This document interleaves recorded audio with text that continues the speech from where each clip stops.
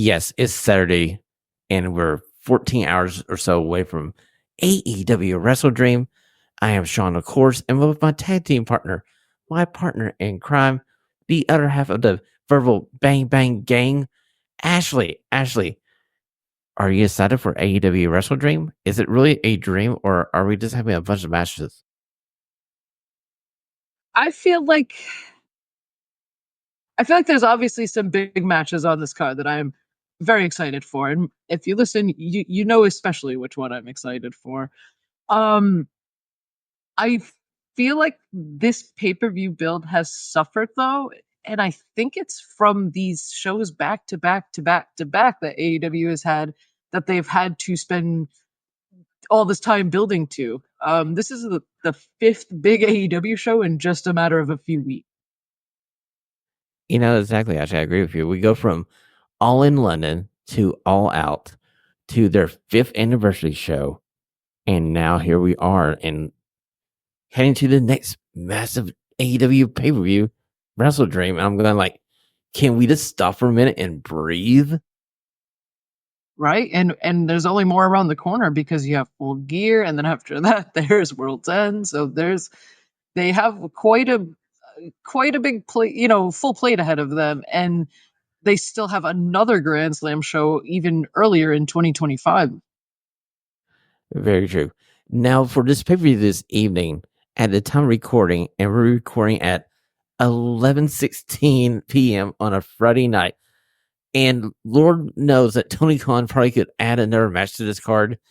Right now, it stands at 12 matches, and I'm personally happy with 12. Please, dear God, don't add another match.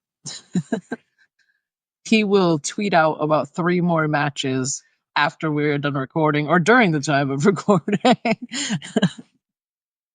Well, with him, it's always card subject to change or card subject to addition. Card subject to expansion. That too. Okay, so the first match that we're going to talk about is a Ring of Honor TV title match between Atlantis Jr. and Brian Cage. Actually, we have 2 Ring of Honor pay-per-view, 2 Ring of Honor title matches on a AEW pay-per-view. What are we trying to do here? I'm not sure. We were talking about it. I understand, you need to put the Ring of Honor product out there for people to see, but I just don't think putting these matches out here, you're not going to understand this build unless you're watching Ring of Honor already. So why not put this match on Ring of Honor for the fans of Ring of Honor? I feel the same way, especially because it's the TV freaking title, and they don't actually have TV.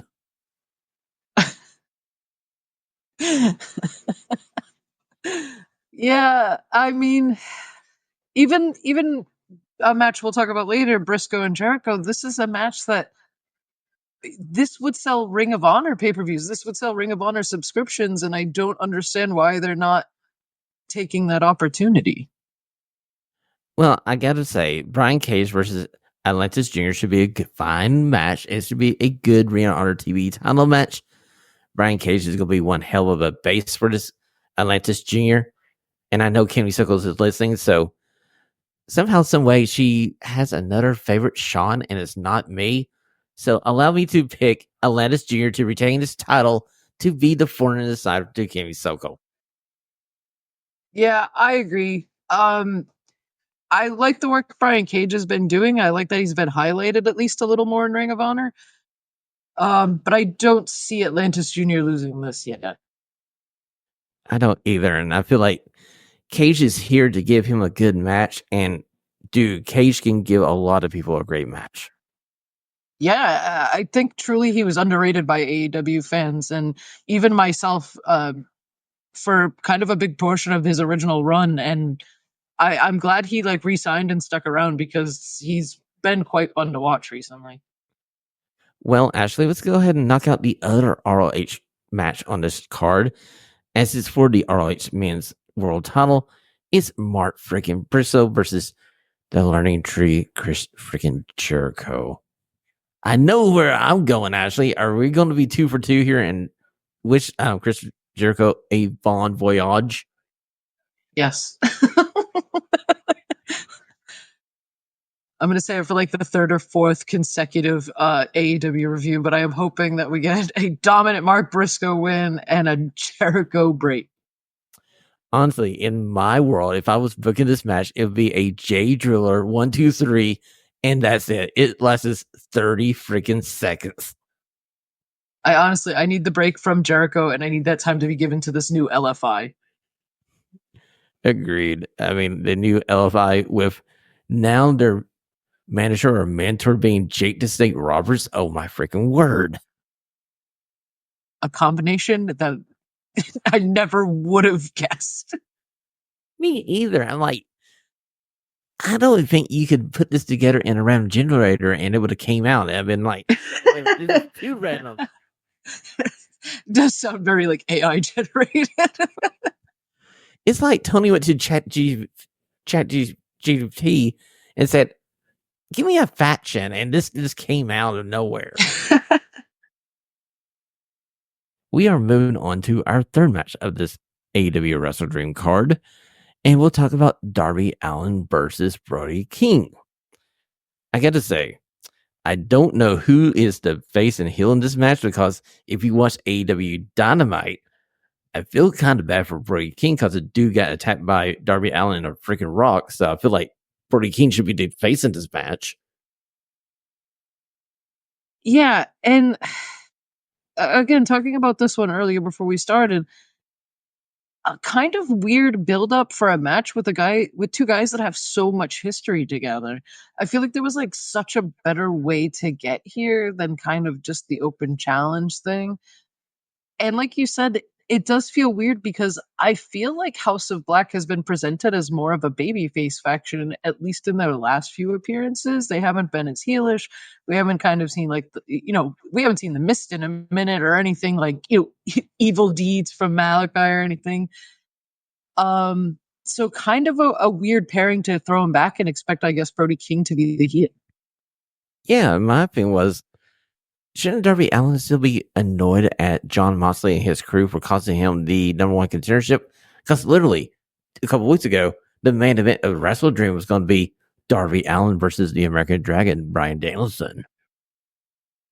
Right. I could have seen Darby like calling out specifically somebody like, like a pack, like somebody associated with Moxley, just maybe in his anger, somebody associated with him. Like we could have gotten Yuta versus Darby or Pac versus Darby, Claudio versus Darby.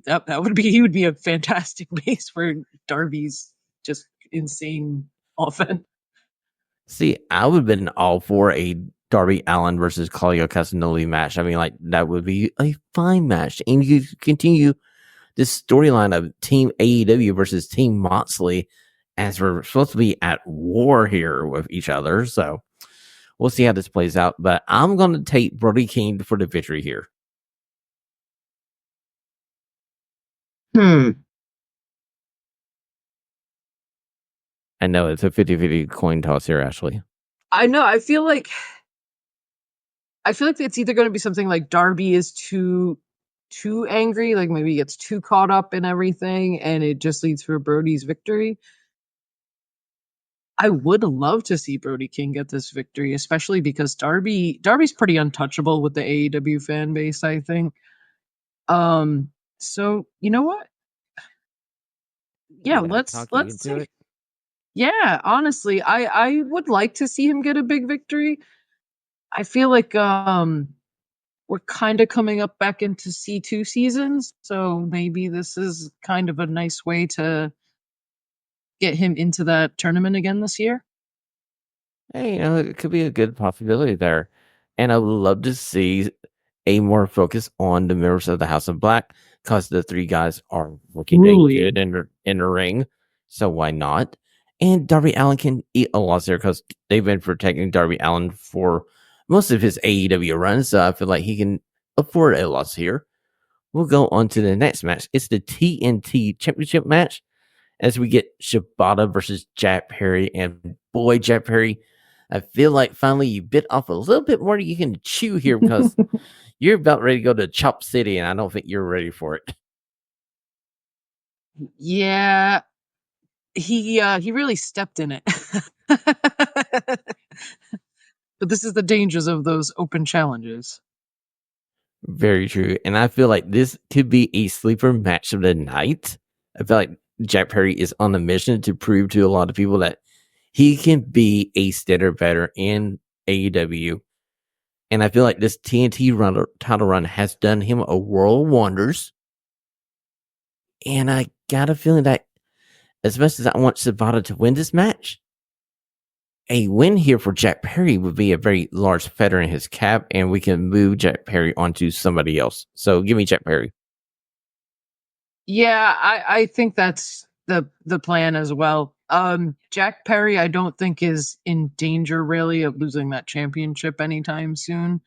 Um, I I don't want to like have it lost that Shibata has been on quite a run too since joining like with Ring of Honor and AEW. He's been fantastic, and Jack Perry, I think, is again going to have to go out there and remind everybody how good he is in the ring.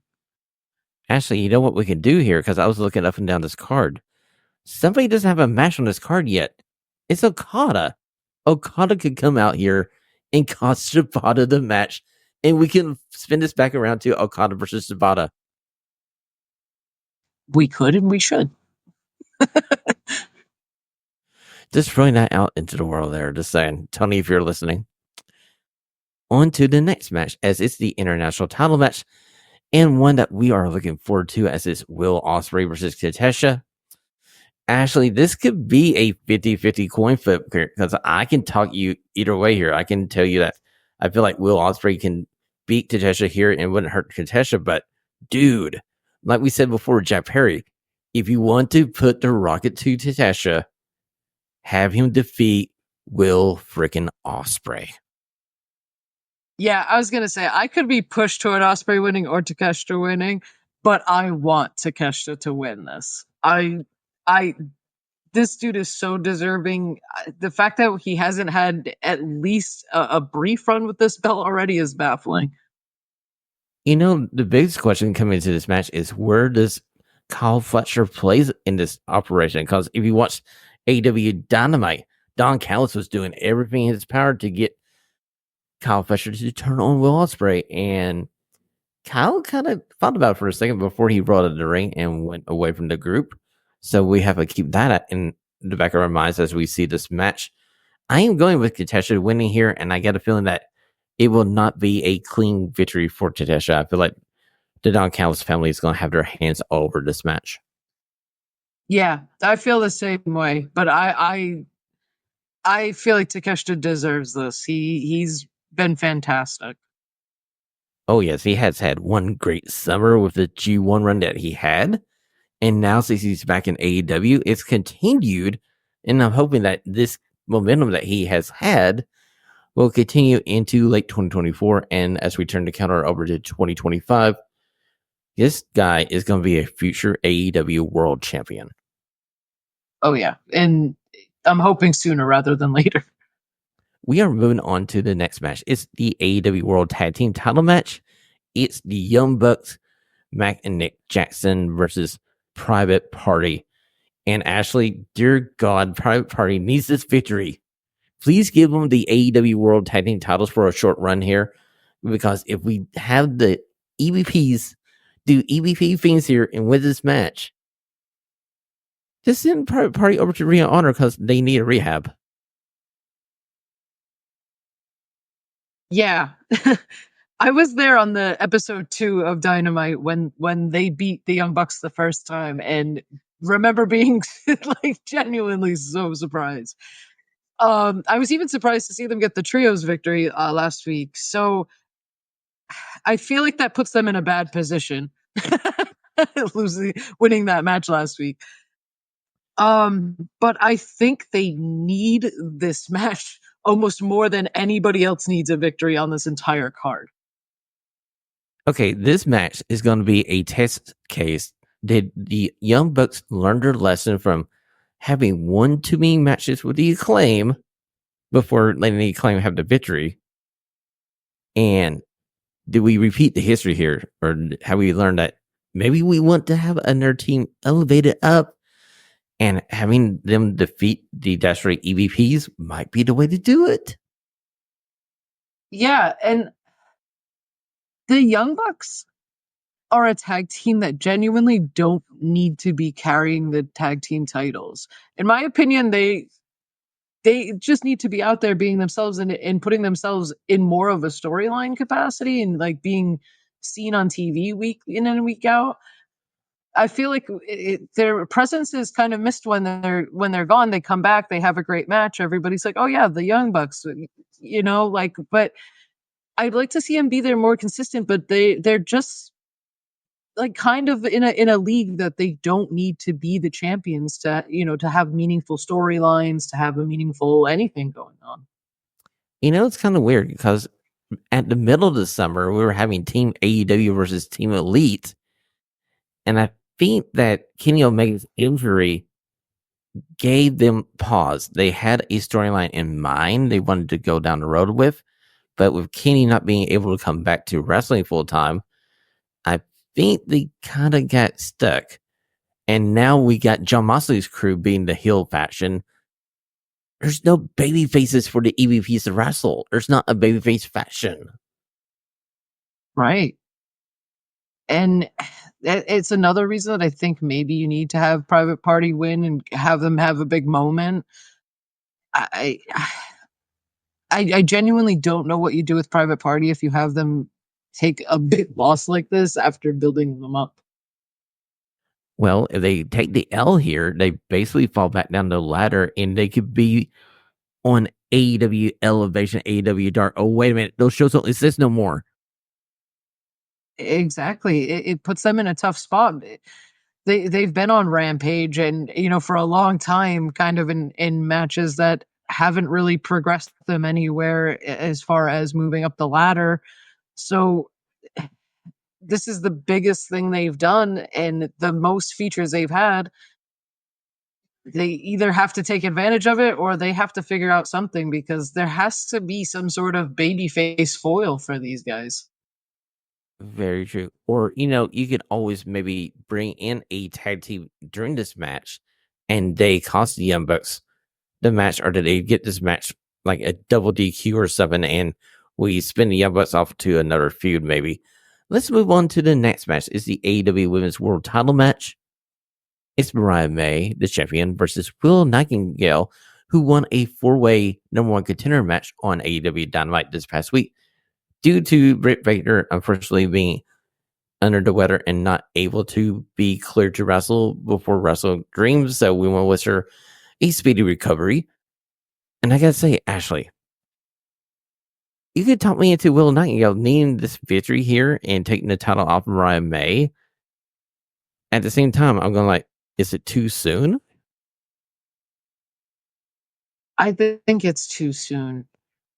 I love Willow, and I don't think Mariah May will play fair at all. She's got quite the mean streak. So I don't know if maybe even Mina shows up and maybe even inadvertently costs Willow the match. I get a feeling that maybe Tony Storm pops up and maybe Tony Storm comes down here and we don't have a finish to See this Tony match. come back. And maybe we, like I said in the match before, we have a spot finish and they have a double count out or 7 where Mariah May and Tony Storm fights off to the back and Will Nightingale wins by count out, but the title doesn't change hands. Yeah, I could definitely see something like that. I don't think Willow would necessarily be hurt by a loss here, especially to Mariah May. But I think it's too soon for Mariah May to lose this title. I mean, that's a fair point, Ashley. I do believe that you may be correct here. So let's go on to a match that's near and dear to your heart, and it may be tearing your heart in 2 different directions as it's Heyman Adam Page versus Jay freaking White. And we're sitting here literally 14 hours away from this pay-per-view, and I still don't know which direction I want to go. I feel like you need Heyman Adam Page here to beat Jay White and beat Jay White very decisively. But Jay White just returned, and I'm going like, What do we I do was with gonna Jay? say, I think I feel the opposite. I love Hangman. I'd love him. But Jay White just coming back, I feel like Jay White also having taken some losses that he maybe shouldn't have taken before his injury. Um I feel like he needs a big win. I feel like the Bang Bang Gang overall needs a big win. Fair point. But I want to go down the road with Heyman Adam Page. I feel like with a victory here, we keep Heyman Adam Page marching forward. And maybe he's the one to end the quote unquote career of the American Dragon, Bryan Danielson. Possibility, but caveat is Swerve Strickland has been announced to return at WrestleDream, so maybe Swerve says hi to Hangman during the match. Oh, that's a fair point. And oh, that might throw a wrench in my plan too. We'll have to see there, my friend. So It let's doesn't go. even necessarily have to be like interference either. It could just be like Hangman, where he tries to interfere and it's just enough distraction. Oh, hey, actually, Strickland just needs to walk out to the ringside, and that'll be enough for crazy Heyman Adam Page to forget about the match and like Get dang himself it, counted out. Heyman. Exactly. Yes, I agree with you there. So let's go to this match. This match is probably going to be on the 0 hour, but it's MSM Collection versus the Acclaim. And this feud has been interesting. I'm hoping that MSM Collection has a victory here just for the simple fact that I want to see the Acclaim to go their separate ways. They don't need to fight each other. Be a tag team that breaks apart for a minute. Let's see what the guys can do as single competitors. Honestly, I wouldn't hate that idea. And with the progression of MXM tonight, I like this. They've been very goofy. They've been very funny throughout the past few months since their debut. Tonight we saw kind of a little more of a vicious side from the normally goofy guys, and I like this kind of like little shift in their attitude. Yeah, and they are promising a third member for this match this evening to counter Billy Gunn, and I'm wondering who this is going to be. I've seen a lot of people say Dijak. That would fit because they do have a history back in the other company. Could make a lot of sense. He's been floating around, and I know he's been popping up in different promotions. Let's go on to another match that may be still in the show here as Hologram versus the Beast Mortos, and this is a 2 out of 3 falls match. Yeah, these guys have had a couple of matches on Collision over the past few months. Um, I I love Beast Mordos. I think this guy is fantastic. Hologram's been great. I'm I'm wondering if with this new kind of push for LFI and Beast Mortos, if this will be Hologram's first one-on-one loss. Oh, that's so hard to decide here. Like, there's a lot of matches I've been telling you there's a coin flip, and you could talk me into Beast Mortos getting the victory here and moving him on forward. But they seem to be pushing a lot of stock into Hologram since he made his debut back in the summer. This is going to be a fun match. This is going to be a great match for people who haven't seen these two guys wrestle yet. Get to see these two guys wrestle and still the show. Yes, if you have not seen Beast Mortos yet, watch this pre-show. Exactly. Beast Mortos is money. But I think Hologram is going to get the victory here, and it's probably going to be the main event of 0 hour to get you into the pay-per-view. Yeah, I definitely see that. I like the big stipulation too for these guys who have been kind of having matches over the past few months. Okay, let's go to the latest match that got added literally before we got recording. This match got added as it was announced on Rampage. Anna Jay versus Harley Carmen. I can't pick against Anna Jay. Anybody who's been a long time listener to Radio Free Professionalizing knows I'm a big Anna Jay fan. So give me Anna Jay here. I'm actually trying to talk me out of it. I'm not gonna. I think it's Anna Jay. They even on TV have praised the work she's been putting in and how she looked in Japan and how she came looking out, after Japan, how her in-ring work has progressed. I think Harley Cameron is mostly there to take the falls for Saraya and things like that. But I will say she is fantastic in this role. I like her. She's almost like a female Juice Robinson. That's a fair point. I mean, she is very great in her role, and she seems to be able to take these L's and doesn't affect the fans' reaction to her, just like Juice Robinson. I mean, like, that's a perfect analogy, Ashley. And I think that this is going to be on the 0 hour, and I'm hoping that it's a good match for Anna Jay, because I want to see Anna Jay elevated back up towards the titles, maybe the TBS title.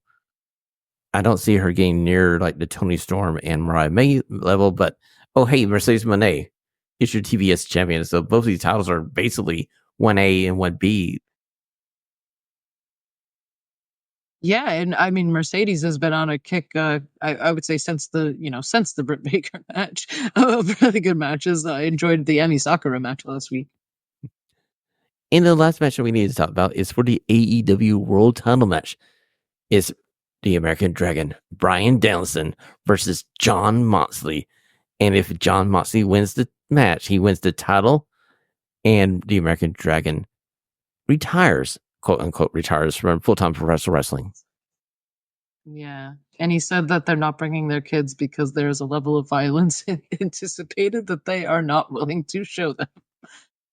Well, for the last 2 weeks, the American Dragon has promised Jon Moxley that he's going to kick his beeping head in. As he should. So I got to say, this is going to be a dang good match. And it's going to be properly the main event of the show. And I don't want to see the Dragon in his run here in his home state. I feel like there's some more story to be told. We don't know exactly who Jon Moxley is working for if he's not the quote unquote kingpin of this group. Because it seems like he's been talking in riddles for the last 3 weeks about doing this, but not doing it for him. So I'm going like, who the heck is he doing it for? Right. My listen, I'm taking Danielson. I'm ride or die with that guy.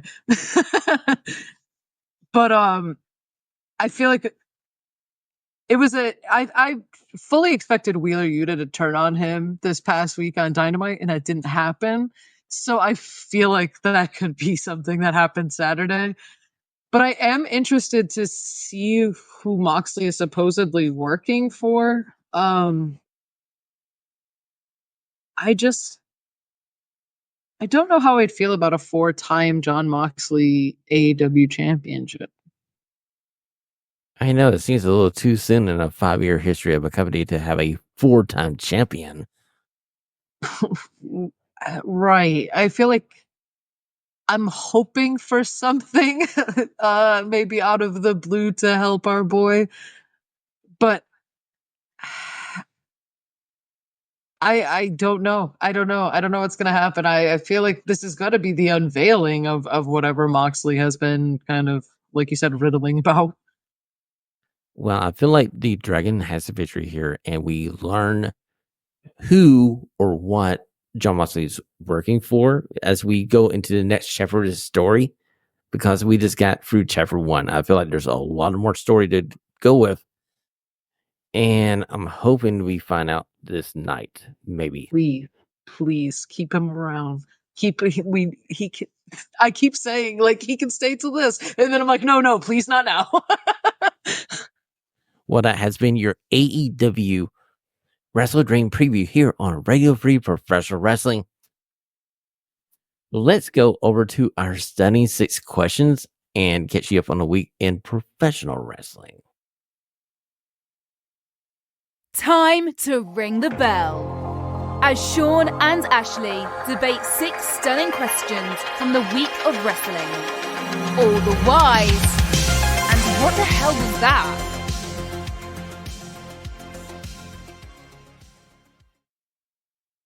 Okay, Ashley, my first stunning question for you this week.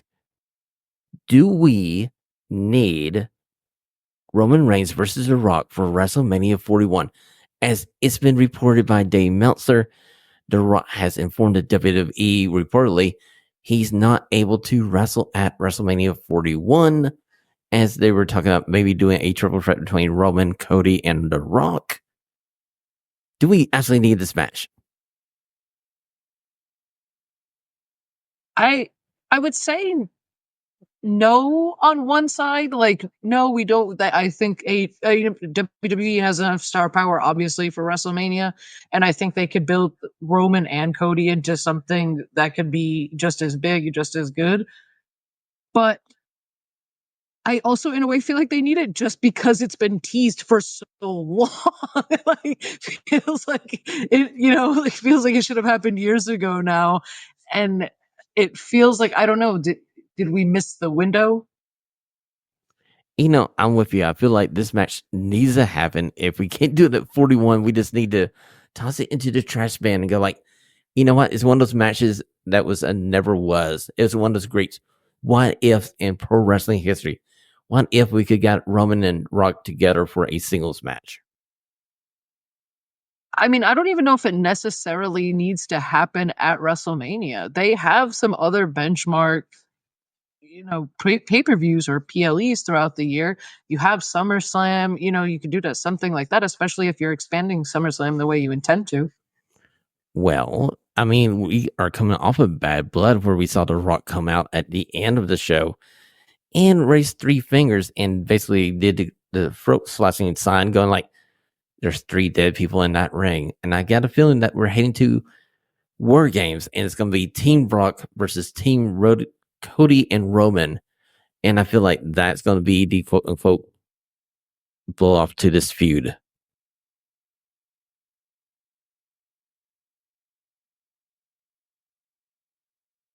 What do you think, Ashley? It feels like that's the way they're going to go. I feel like I said, it feels like such a double-edged thing because it feels like 4 years of build-up. Like, we can't let that go to waste. I know it's kind of like an anti-comedic ending to the long-term Bloodline storyline, but I feel like what they're going to do instead of having Rock versus Roman, we're going to get Jacob Fatu versus Roman at WrestleMania 41. Honestly, I think maybe that's the better way to go. The Rock has done everything he can, and he's helped this Bloodline storyline as much as he can without getting as physical as needed. But putting Roman, the guy that you finally got over to the level that you wanted to after years and years of trying, let him bring Jacob up to that level with him. Exactly. In all due respect to The Rock, it would be a better freaking match. Yeah, I think so. Especially kind of with the I think the run that Roman's been on, and Jacob has been fantastic. And I got a feeling that we're going to go to maybe Jimmy Uso versus Solo Sikoa as one of the undercard events at WrestleMania. I got to feel like that's the way they're going to go with Jimmy and Solo. Yeah, it looks like Roman might need some more help. Well, if you watched Friday Night SmackDown and you saw the end of it, the New Bloodline did get their day in the sun, which I've been saying they needed this day in the sun for a long time, and they didn't get it at Bad Blood where I thought they would get it there. It was on this episode of SmackDown, and they laid waste to Roman and Jimmy, and we end the show with Jimmy looking at Roman going like, we need some help. We need some backup. And honestly, I don't think even it would be that hard to find some backup at this point. Well, Roman did say no yeet, but I got a feeling that he needs to rethink that policy. So on to my second stunning question this week. My second question, it came during the AEW Wrestle Dream media run with Tony Khan, as somebody brought up. would he ever consider splitting the roster of AEW Wrestling? Now, my question to you, Ashley, is do they need to split this roster or do they need a roster reduction? I don't know. It's rough to say roster reduction because you never want anybody to lose their job. I do think they need to sort it out a little better, though. Especially with things like with Ricky Starks and the comments that he had. Like it's not in the best light, when you have things like the learning tree that have been taking up a lot of time and a lot of people have not been very. It's tough to say. The online crowd, at least, has not been very receptive to it. Okay, I would go with a roster reduction. I feel like the roster needs to be trimmed just a little bit because you're losing Rampage in its new AEW TV deal because it basically is for Collision and Dynamite. So you're going from having 5 hours a week to 4 hours a week. And I get a feeling that if you trim this roster down just enough, you can rotate people in and out and they wouldn't feel as forgotten because, like you said, Ricky Starks. We haven't seen Ricky Starks in months, and we're going like they push him for a while, and then it's like, oops, on to somebody else. They push down, and oops, on to somebody else. And another thing would be to, we just talked about it, Ring of Honor. It needs to be its own separate thing. If you give Ring of Honor, like some of these people you're not using on AEW TV, be like, hey, you guys, do you want to be a part of Ring of Honor? We can get you booked over here. We'll put you over here if you're cool with it. Put them there on Ring of Honor. They are now Ring of Honor talent.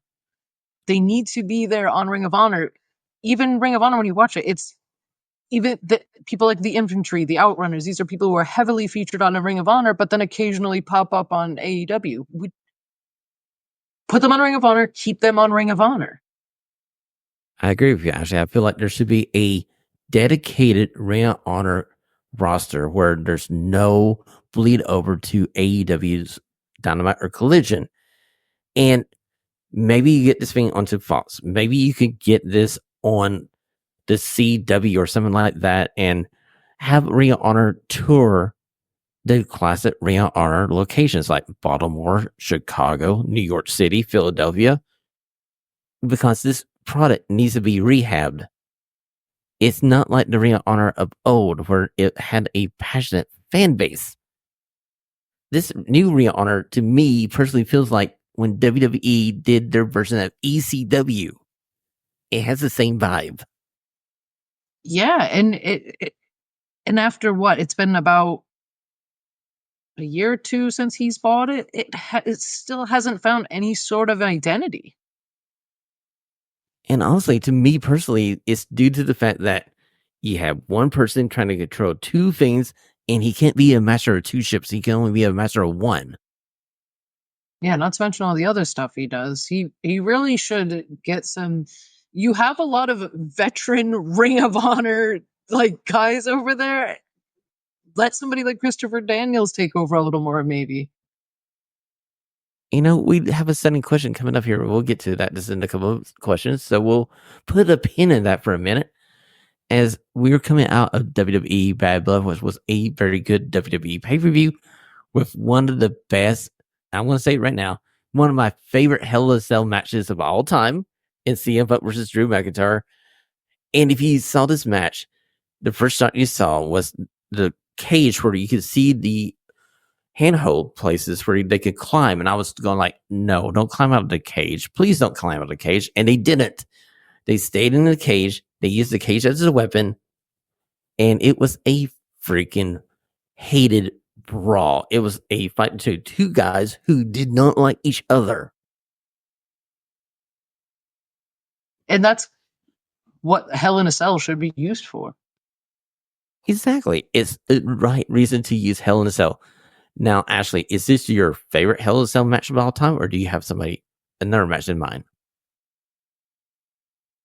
It's up there, but I don't think it's my favorite.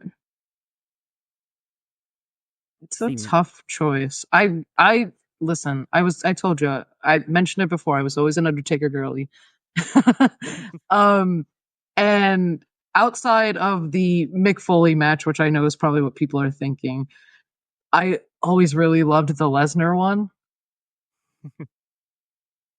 Genuinely one of my favorites, and I loved the Edge Hell in a Cell match. Yeah, the Edge one basically set him on a good run with that title during that period where he had to SmackDown 6, and that basically made Edge there for a while. Yeah. Good runs for both of them around that time.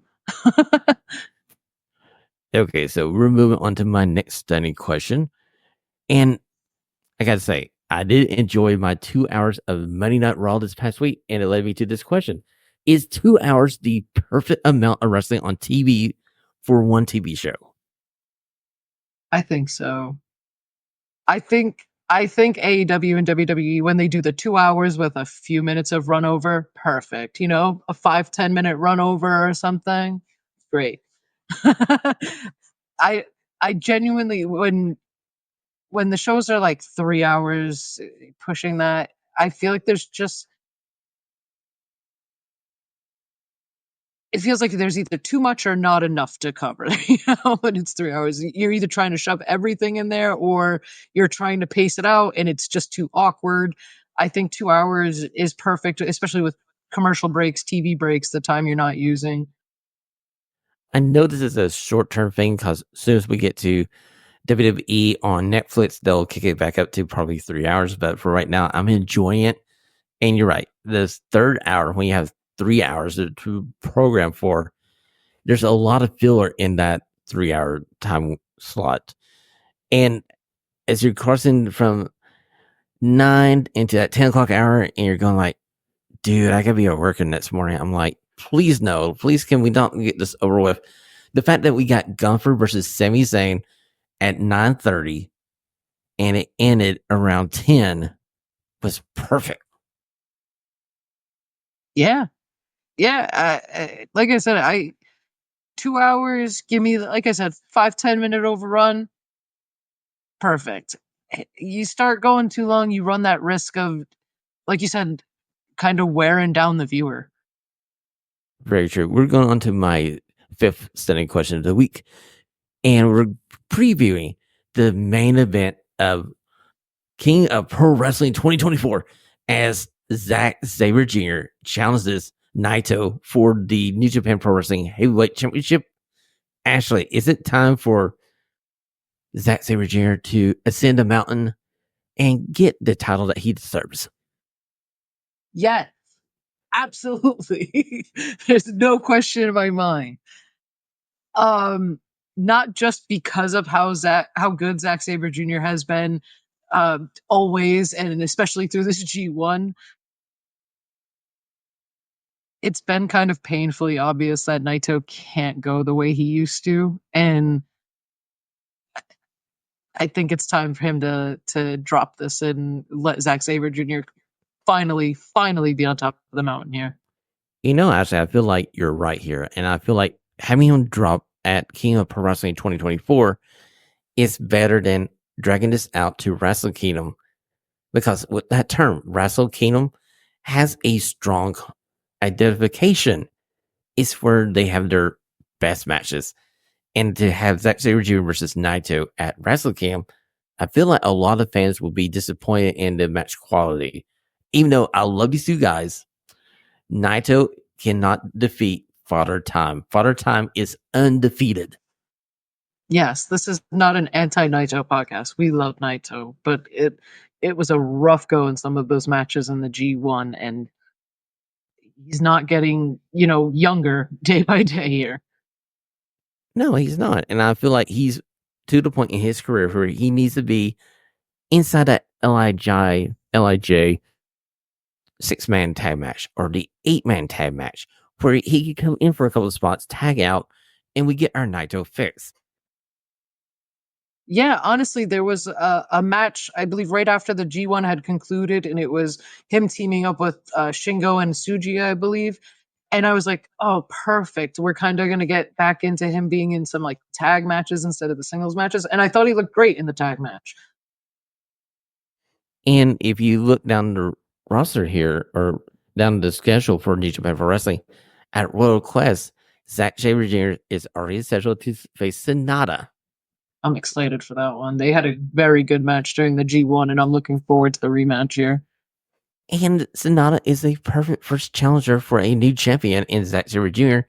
And Zack Sabre Jr. can defeat Sonata, and we could just continue on with our Zack Sabre Jr. world title run until they find somebody that's able to beat him.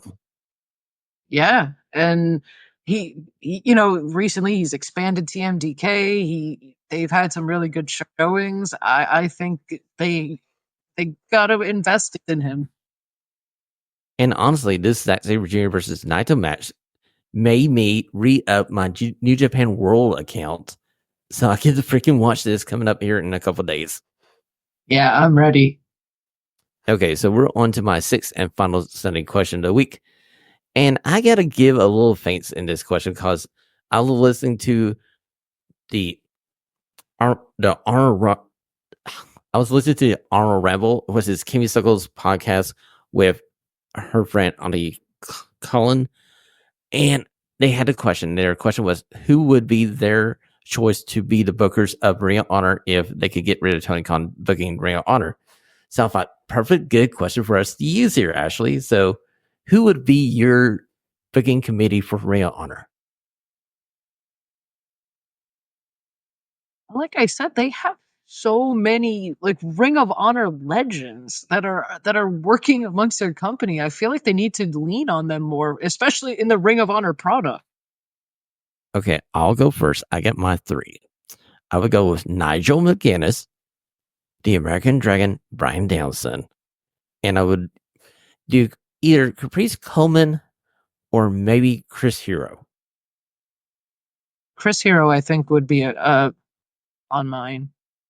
And listen, if this is to be Danielson's last match here at Wrestle Dream, I would definitely want him on that committee. I know he's done a little bit more, had more of a role backstage in AEW, but let him work with this brand that he loves, and it seems like there's been at least a little bit of effort to try to put attention on like the history of Ring of Honor is great, so I'd love to see that. And Nigel's hard to argue against too, especially after everything recently. Man,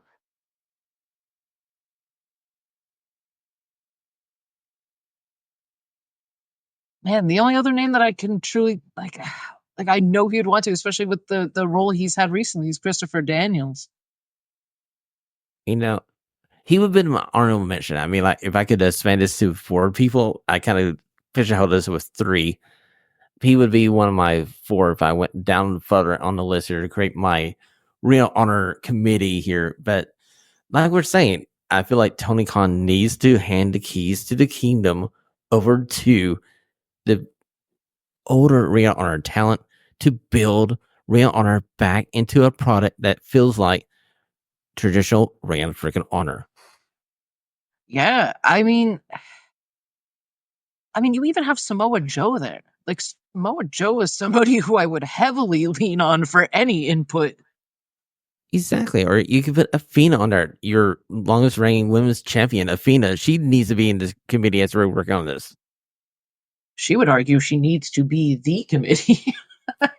I mean, yeah, it would be her and Kimmy Suckle. That was all she would do. She'd like, oh, Kimmy Suckle and her, that'd be the committee. And maybe like all Athena matches all the time. Well, at least we would finally get our Shane Taylor versus Mark Briscoe match if that were to happen. Fair point. Fair point. So this has been your 76 questions here on Radio Free Professional Wrestling. Ashley, where can we find you on the super information super highway? I'm usually on Twitter at groovy_ash_, and been posting a lot more on Blue Sky recently, and that's just at groovyash.bsky.social. Okay, you can always follow me on Twitter at RFPWSean, and you can follow the show on Twitter at RadioFreePW. And of course, we're right here on YouTube.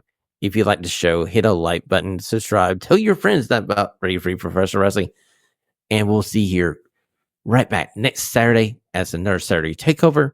This is our era. Guns freaking up.